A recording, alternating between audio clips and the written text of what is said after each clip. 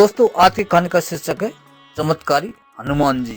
बहुत समय पहले विंध्याचल की पहाड़ियों के पास एक छोटा सा गांव बसा था। उसका नाम था सीतानगर। गांव के लोग मेहनती थे, पर पिछले कुछ महीनों से वहां अजीब परेशानियां बढ़ रही थी।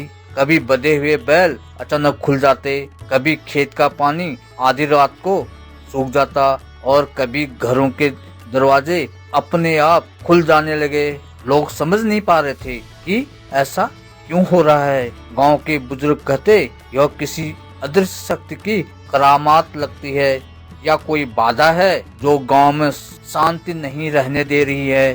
गांव के बीचों बीच एक पुराना लेकिन प्राचीन शक्तिशाली हनुमान जी का मंदिर था। लोग रोज वहां जाते थे, पर अब वे पहले से ज्यादा डरने लगे थे, क्योंकि मंदिर के पास जाकर उन्हें घंटों की आवाज सुनाई देती, जैसे कोई अदृश्य शक्ति खुद ब खुद बजा रहा हो।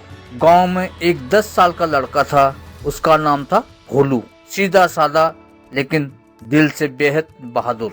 उसकी दादी उसे हनुमान चालीसा सुनाती थी और भोलू को लगता था कि हनुमान जी उसके अपने दोस्त हैं। एक रात जब पूरा गांव डरकर अपने अपने घर में बंद हो गया, तभी भोलू ने देखा कि हनुमान मंदिर में अचानक दीपक बुझ गया।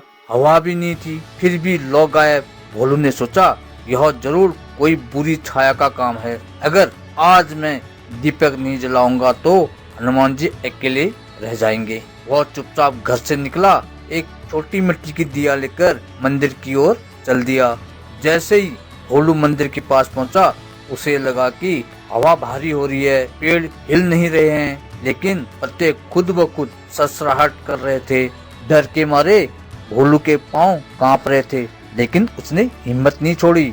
मंदिर में कदम रखते ही उसने देखा हनुमान जी की एक बड़ी मूर्ति के सामने एक काली छाया मंडरा रही है। वह कभी लंबी हो जाती और कभी छोटी। भोलू डर गया, पर उसे याद आया दादी कहती है जहाँ हनुमान जी हो वहाँ कोई भूत प्रेत टिक नहीं सकता। उसने हनुमान चालीसा पढ़ना शुरू किया। धीरे धीरे कदम कदम उसकी आवाज तेज होने लगी।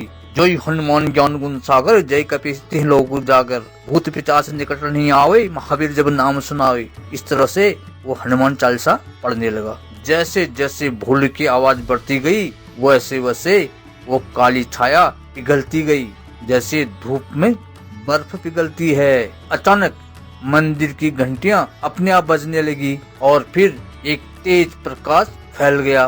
उस प्रकाश में हनुमान जी की दिव्य आकृति भोलू के सामने प्रकट हुई। न कोई डर न कोई क्रोध, बस एक सौम्य मुस्कान। हनुमान जी ने भोलू से कहा, बच्चे तेरी भक्ति सच्ची है। तूने अकेले इस गांव को बुरी साया से बचाया है। जहाँ सच्ची भक्ति होती है वहाँ मैं स्वयं उपस्थित होता हूँ।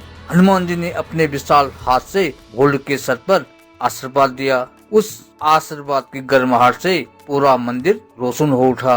अगली सुबह जब गांव वाले उठे, उन्होंने देखा कि मंदिर चमक रहा है, दीपक स्वयं जल रहा है और सारी नकारात्मक शक्तियाँ गायब हैं। भोलू जब घर वापस पहुंचा, दादी ने उसे गले लगाया और पूछने लगी कि क्या हुआ। भोलू बस इतना ही बोला, दादी हनुमान जी आए थे। उन्होंने कहा सच्चा साहस डर को हराता है। उस दिन के बाद पूरा गांव रोज हनुमान मंदिर में जाकर हनुमान चालीसा पढ़कर उसके बाद हनुमान जी की आरती करने लगा। फसलें फिर से हरी भरी होने लगी, पशु स्वस्थ हो गए और सीतानगर का नाम पूरे इलाके में चमत्कारी हनुमान जी का गांव पड़ गया। दोस्तों, इस कहानी से हमें यह शिक्षा मिलती है, सच्ची भक्ति साहस से बड़ी कोई शक्ति नहीं।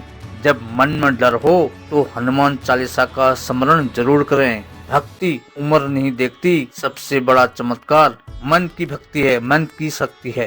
दोस्तों, कहानी अच्छा लगा तो एक छोटा सा प्यारा सा कमेंट कर देना। हो सके तो वीडियो को शेयर कर देना। ऐसी मार्मिक कहानी देखने के लिए मनमोहक कहानी को सब्सक्राइब करना न भूलें।